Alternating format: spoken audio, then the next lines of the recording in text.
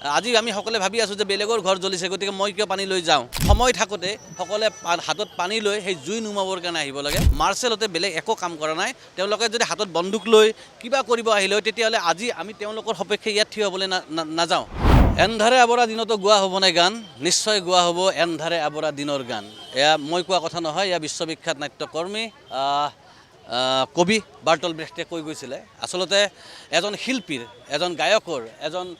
কবিৰ তেওঁলোকৰ শিল্পকৰ্মৰ মাজেৰে আসলতে বৰ্তমান সময়টোক ৰিফ্লেক্ট হ'ব লাগে আৰু মাৰ্চেলতে নিজৰ ছবিৰ জৰিয়তে বৰ্তমান সময়টোক আসলতে ৰাইজৰ ওচৰত দৰ্শাই দিবৰ কাৰণে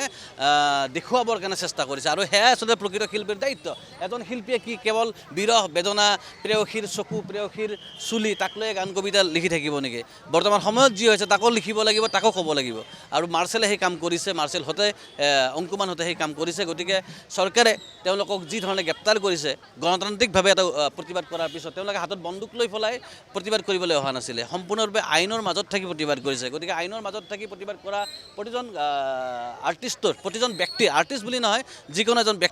ব্যক্তিৰে এই গণতান্ত্ৰিক দেশৰ অধিকাৰ আছে গতিকে তেওঁলোকক অতি সোনকালে মুকলি কৰি দিব লাগে আমি তাকে কামনা কৰোঁ আৰু তাৰ লগতে যিসকল শিল্পীয়ে এতিয়ালৈকে এই গ্ৰেপ্তাৰৰ প্ৰতিবাদ কৰা নাই তেওঁলোকক কওঁ যে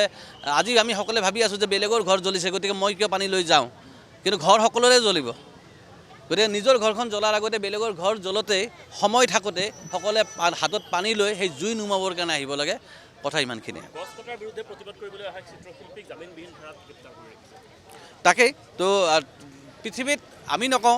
যাদৱ পায়েং আমি সকলোৱে জানো তেওঁ অসমৰ এজন অৰণ্য মানৱ তেওঁতকৈ আমি প্ৰকৃতি বেছি বুজি নাপাওঁ